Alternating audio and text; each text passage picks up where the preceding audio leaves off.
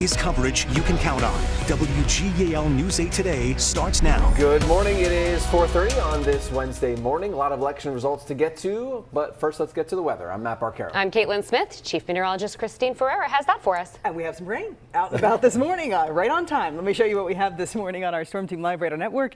It's that blue coming in, so light blue indicates light rain, and we're seeing it move from southwest off to the northeast. So this is what we're going to be watching for you for the morning commute.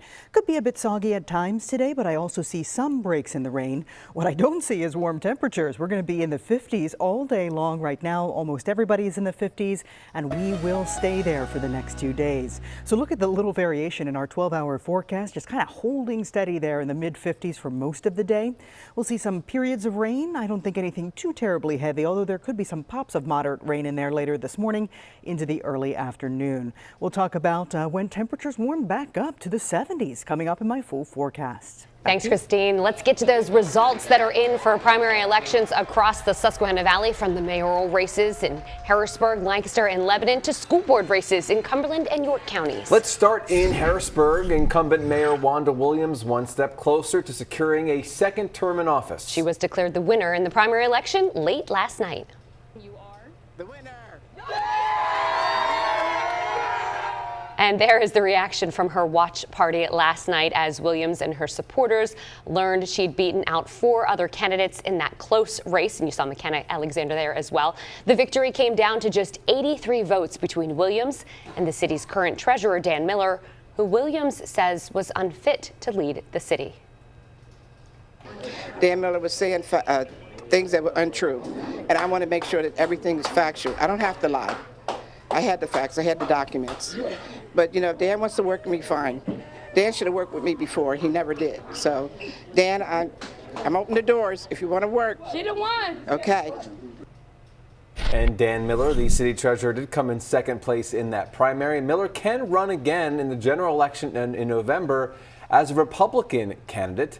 News 8 asked him if he was considering that. Here's what he said. Winning on the as a Republican write-in is great if you've won the Democratic primary. If you haven't won that, you know, that's a whole different challenge, and I'm not really thinking that much about it. He could run as a Republican because he won the Republican write-in votes. 175 voters in the city voted for him. Well, Lancaster likely has a new mayor in Democrat Jamie Arroyo. He won the Democratic primary race over Janet Diaz to replace Mayor Deneen Sirache. Now, there were no Republicans running in this race. About 100 people did celebrate Arroyo's win in the primary at his watch party. Both candidates, Arroyo and Janet Diaz, already do serve on city council. Arroyo is also the CEO of Assets. That's a Lancaster nonprofit that helps start small businesses. He took more than 80% of the vote, and he talked about how he thinks he distinguished himself from Diaz during the campaign. I try to inspire people through hope, and I think it was an opportunity for them to see where can Lancaster City go. And as I mentioned in my victory speech, is that we're not done yet. I think Lancaster City has so much more potential, and people want to hear that. They want to hear that here in Lancaster City that the best is in front of us. To Lebanon now, where current Mayor Sherry Capello will now have the Republican nomination and move forward to November's election. At her watch party, friends, family, and voters in Lebanon had lots of time to celebrate, with Capello holding a comfortable lead all night long. She spoke about what she thinks is making her administration connect with voters. So I'm very excited, of course, because my team and I worked very hard, going door to door. We're just going to keep continuing that momentum forward and work really hard for the fall election against my Democrat opponent. And yeah. And as for that Democrat opponent, Capello will face Cesar Liriano in the fall.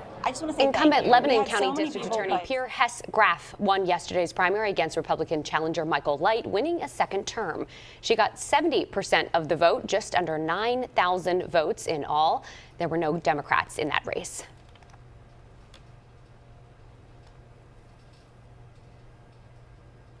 Well, we were hoping to hear from the Lebanon County District Attorney Pierre Hess-Graf. She did thank all of her supporters during this election, and she says her next step following her victory is getting ready for a homicide trial that starts June 9th. Staying in Lebanon County, the county elections team says there was low.